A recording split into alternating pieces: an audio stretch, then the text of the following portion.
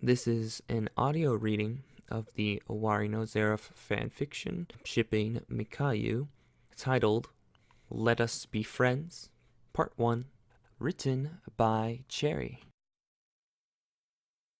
Every afternoon, just before the sun sets red and Yuichiro Amane is finished with his 4 p.m. university class, he rushes over through the bustling town streets, makes a sharp right, and stops by the display window of the third shop to his left.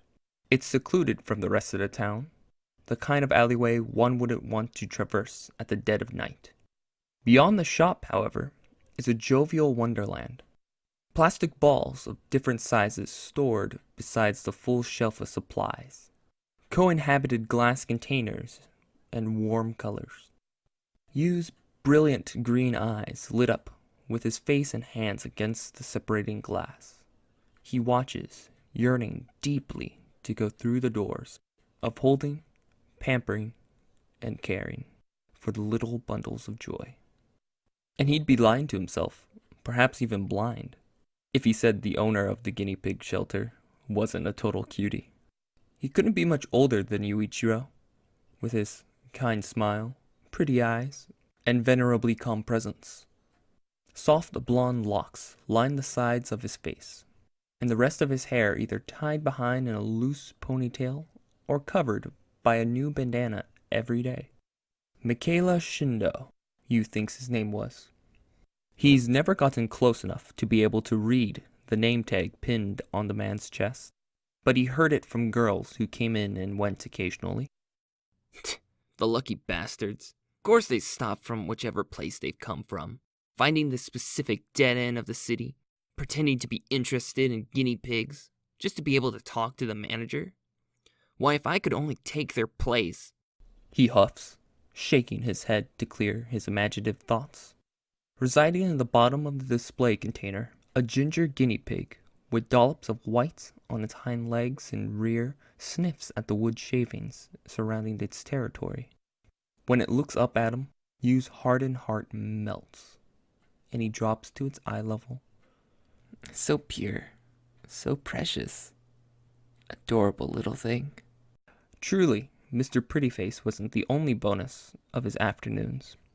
Yuichiro stays because he loves guinea pigs, and when he heard that they replaced the decrepit shoe store for a fresher, much homelier pet shelter, he knew he had to come by every day. Back again this afternoon? You're free to come inside, you know. I tell you this every day. He hears a young man speaking to him. Yu turns to his left and shrugs at Michaela, the latter poking his head through the open door. He's dressed in red today, and the white bandana he's wearing is decorated in blue, pink, and yellow patterned print. I'm fine here, thanks, he replies curtly. It's a lie. He wants more than anything to be at the center of the shop, flitting to and fro each glass container while he fills up the guinea pig's bowls to the brim. Michaela nods, seeming to understand. Yu is grateful that he's not being shooed away, not today, or on any other days. Heck, if another, less kind individual was looking after the shop, he'd be dubbed a loiterer and a creep, simply staring inside from the display window for 2 or so hours.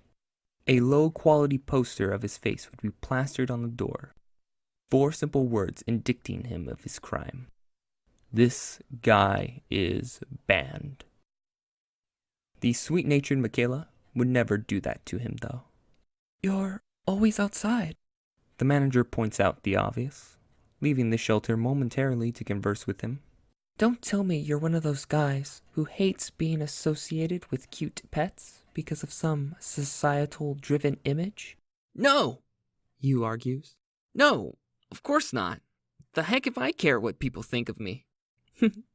Then come in. Mika gestures towards the door with a tilt in his head. I can show you the ropes. I've been aware of you enough to know how much you love guinea pigs. I would know. It's been a dream of mine for a long time to be managing a pet shelter of my own. Sweet-natured Michaela. Heaven sent, and suddenly one of Yu's closest allies. It's a tempting offer, but before he can disagree or think about it, Michaela grabs hold of one of his hands and drags him in. End of part 1.